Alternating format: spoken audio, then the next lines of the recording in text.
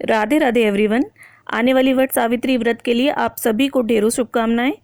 आज के वीडियो में हम बात करेंगे कि अगर आप वट सावित्री व्रत और सोमवती अमावस्या दोनों व्रत रहते हैं तो आप कैसे पूजा करें, किसकी पूजा पहले करें, और अगर आप वट वृक्ष की फेरी दे रहे हैं और फेरी देते समय धागा कम या बढ़ जाए तब क्या करें, और ऐसी कौन सी 5 गलतियां हैं जो पूजा में आपको भूलकर भी नहीं करनी है। तो चलिए वीडियो को शुरू करते हैं। सबसे पहली बात, अगर आप दोनों व्रत यानी वट सावित्री और सोमवती अमावस्या साथ साथ रह रहे हैं और यदि आप उसके साथ साथ सोमवार का भी व्रत रहते हैं तो आप किसी भी व्रत को छोड़ें ना, तीनों व्रत पूजाओं को संपन्न करें। जैसे सबसे पहले तो आप सोमवती अमावस्या की पूजा कर लें। ये पूजा आप सुबह जल्दी कर लें। अगर आपको लग रहा है कि पीपल के पेड़ की भी परिक्रमा लगानी है और बरगद की भी, या आपके आसपास अगर पीपल का पेड़ उपलब्ध नहीं है तब आप तुलसी जी की भी 108 परिक्रमा करके सोमवती अमावस्या की फेरी दे सकती हैं। इसके बाद आप शिव जी की पूजा करें, अपने घर के मंदिर की पूजा के साथ ये पूजा कर लें। तत्पश्चात आप वट सावित्री व्रत की पूजा करें। वट सावित्री व्रत की पूजा आप 12 बजे के पहले ही कर लें।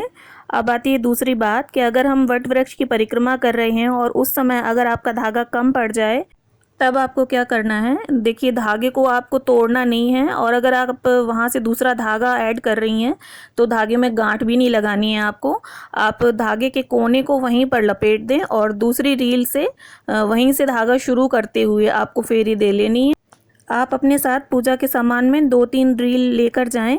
अब आती है बात कि अगर आपका धागा एक्स्ट्रा है तब आपको क्या करना है। आपका धागा अगर एक्स्ट्रा बचा है, फेरी आपकी कंप्लीट हो गई है, तब आपको धागे को तोड़ना नहीं है। आप वो रील वहीं पर आपको खोस देनी है।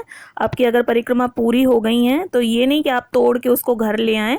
अब आती है बात कि बरगद की आपको कितनी फेरी देनी है। तो देखिए, कम से कम आपको 5 फेरी अवश्य देनी है। इससे बढ़कर आप फेरी दे सकती हैं, जैसे 7, 9, 11, 13, 51, 21 इस तरह से।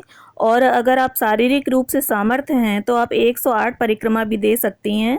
अब हम बात करेंगे कि ऐसी कौन सी वो 5 गलतियां हैं जो पूजा के समय हमें बिल्कुल नहीं करनी है। तो उनमें सबसे पहली बात तो ये है कि जिस भी वट वृक्ष की आप पूजा करने जा रहे हैं, चाहे आप वट वृक्ष के पास जाकर पूजा कर रहे हैं या आप वट वृक्ष की टहनी लाकर घर पर पूजा कर रहे हैं, तो आपको इस बात का विशेष ध्यान रखना है कि जिस भी वट वृक्ष की आप पूजा कर रहे हैं वह कम से कम 12 वर्ष पुराना हो, और अगर इससे अधिक पुराना है तो अति उत्तम है, पर नए वट वृक्ष की पूजा आपको नहीं करनी है। पुराने बरगद की पहचान के लिए आप देख लें, इसमें पतली पतली सी लंबी सी शाखाएं लटकी होती हैं। कई जगह इसको दाढ़ी वाला बरगद भी बोलते हैं। ध्यान देने योग्य दूसरी बात यह है कि अगर आप वट सावित्री की पूजा घर पर कर रही हैं तो वट वृक्ष की टहनी एक दिन पहले ही घर लाकर किसी गमले में या किसी बर्तन में आप लगा लें। बरगदाही वाले दिन वट वृक्ष की पूजा करते हैं तो उस दिन आपको वट वृक्ष को किसी भी प्रकार का नुकसान नहीं पहुंचाना है। वट वृक्ष का पत्ता आप तोड़कर उसे प्रसाद रूप में, गहने के रूप में ज़रूर पहन सकती हैं। तीसरी बात कि जब भी आप वट वृक्ष की परिक्रमा कर रही हैं तो आपको इस बात का ध्यान रखना है कि कहीं जल्दबाजी में आपका पैर गलती से भी वट वृक्ष से नहीं टकराना चाहिए। और चौथी बात, अगर आप पहली बार व्रत रख रही हैं तो अपने कुल और परिवार की परंपरा के अनुसार इसे रखें। यदि आपके यहाँ आपकी सासू माँ और परिवार के बुजुर्ग महिलाएं इस व्रत को रखती आ रही हैं तब तो कोई बात नहीं है, और अगर आपके यहाँ ये व्रत नहीं रखा जाता है, मतलब आपके बड़े बुजुर्ग इस व्रत को नहीं करते आ रहे हैं और आप पहली बार नया नया इसे शुरू करना चाहती हैं, मतलब आप व्रत को पहली बार उठाना चाहती हैं, तो आप इसे ना रखें। हाँ, अगर आपका ज़्यादा ही मन है तो आप अपने बड़े बुजुर्गों से राय मशवरा लेकर इस व्रत को कर सकती हैं। पूजा करने में आपको किसी भी प्रकार की मनाही नहीं है। आप बड़े विधि विधान से इस पूजा को बिना व्रत रहे भी कर सकती हैं। पांचवी बात, इस दिन सोमवती अमावस्या भी है और बहुतों के मन में दुविधा होती है कि आज के दिन तेल और हल्दी नहीं छुई जाती है, तो हम वट सावित्री के व्रत में हल्दी वगैरह का ऐपन कैसे बनाएं, श्रृंगार करते समय तेल कैसे लगाएं।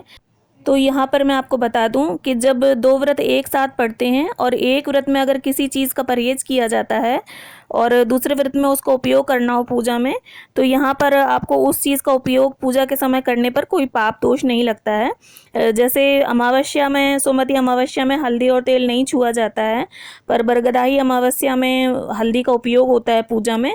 तो इस दौरान इस तरह से आप अगर उपयोग करेंगे तो उसका कोई पाप दोष हमें बिल्कुल भी नहीं लगता है। आई होप ये जानकारी आप सभी के काम आएगी। वीडियो अगर अच्छा लगा हो तो चैनल को सब्सक्राइब करें, वीडियो को लाइक शेयर करें। मिलते हैं अगले वीडियो में, तब तक के लिए राधे राधे।